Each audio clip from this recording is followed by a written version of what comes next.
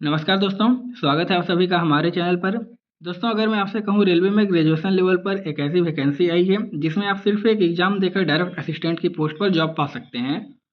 हाँ दोस्तों, ministry of railway में असिस्टेंट की पोस्ट पर वैकेंसी निकाली गई है और इसमें बस एक एग्जाम देना होगा और कोई भी फिजिकल और इंटरव्यू नहीं होगा। इस वैकेंसी की कंप्लीट जानकारी दूंगा, आप वीडियो को पूरा देखें और हमारे चैनल को सब्सक्राइब कर लें ताकि आपको हमारे द्वारा दी गई सारी जानकारी मिल सके। तो ये जो असिस्टेंट की वैकेंसी आई हुई है इसका ये ऑफिशियल नोटिफिकेशन है और यहाँ पर देखिए टोटल 15 पोस्ट पर ये वैकेंसी आई हुई है। ऑल इंडिया में मेल और फीमेल सभी कैंडिडेट इसके लिए अप्लाई कर सकते हैं और इसके लिए मिनिमम जो क्वालिफिकेशन है वो आपका ग्रेजुएशन होनी चाहिए।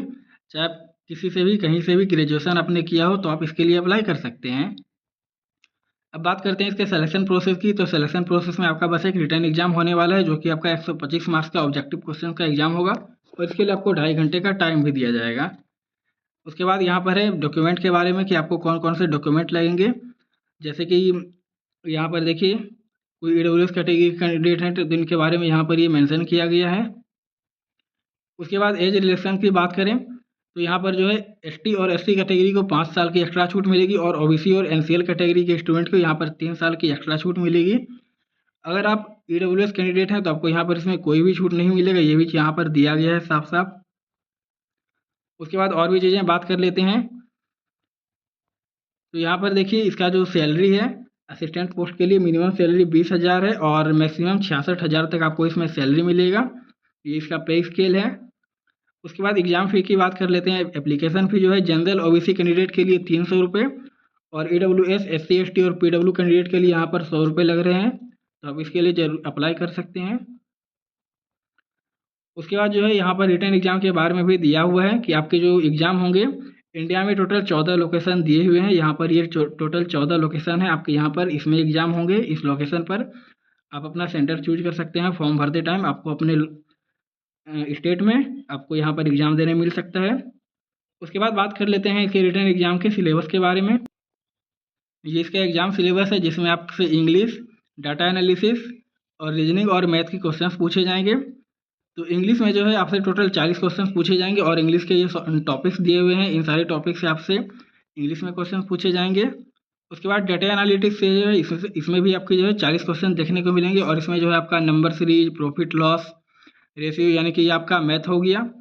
उसके बाद रीजनिंग जो है, रीजनिंग में आपसे जो है blood relation, puzzle, input output, ये सारी चीज़ें आपसे यहाँ पर रीजनिंग में पूछे जाएंगे। तो टोटल जो है आपका 125 मार्क्स का एग्ज़ाम होने वाला है और 2.5 घंटे का आपको इसमें एग्ज़ाम 2.5 घंटे का आपको इस एग्ज़ाम के लिए टाइम मिलेगा।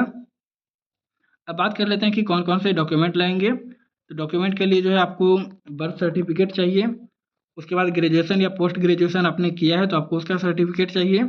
उसके बाद आप जिस भी कैटेगरी से बिलोंग करते हैं उसका सर्टिफिकेट होना चाहिए। उसके साथ ही आपको पैन कार्ड और आधार कार्ड या ड्राइविंग लाइसेंस आपको यहाँ पर दिखाना होगा।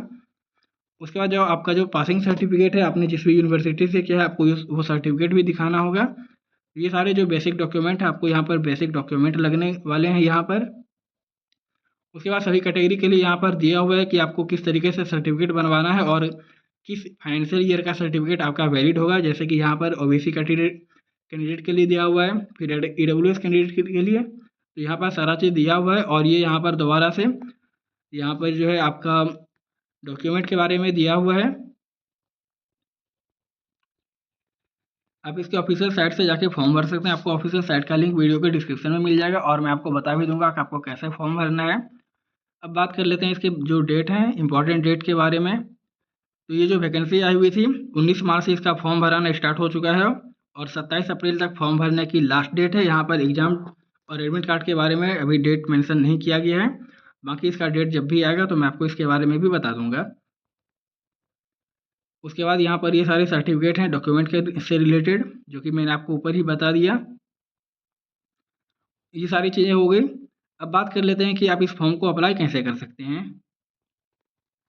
ये देखिए ये इसके हम ऑफिशियल साइट पे आ चुके हैं।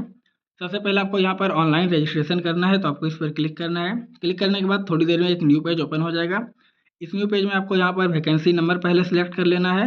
जैसे कि यहाँ पर एचआर के लिए वैकेंसी आई हुई है असिस्टेंट के लिए, तो यहाँ पर आपको ये असिस्टेंट एचआर सेलेक्ट कर लेना है। उसके बाद आपको अपना सारा basic detail, date of birth, mobile number, email ID, applicant name, ये सारा चीज़ यहाँ पर फिल करना है और ऐसे करके आपको यहाँ से रजिस्ट्रेशन कर लेना है। और रजिस्ट्रेशन करने के बाद आप जो है पेमेंट यहाँ पर पे कर सकते हैं और उसके बाद डॉक्यूमेंट अपलोड करके आप इस फॉर्म को भर सकते हैं।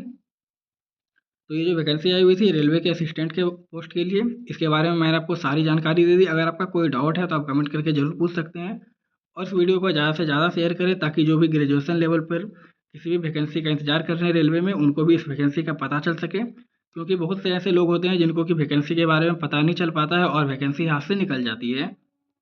तो ये काफ़ी इंपॉर्टेंट वीडियो है आपके लिए और आपका अगर कोई डाउट है तो आप कमेंट करके ज़रूर पूछ सकते हैं। बाकी आज के लिए बस इतना ही, मिलते हैं अगली वीडियो में।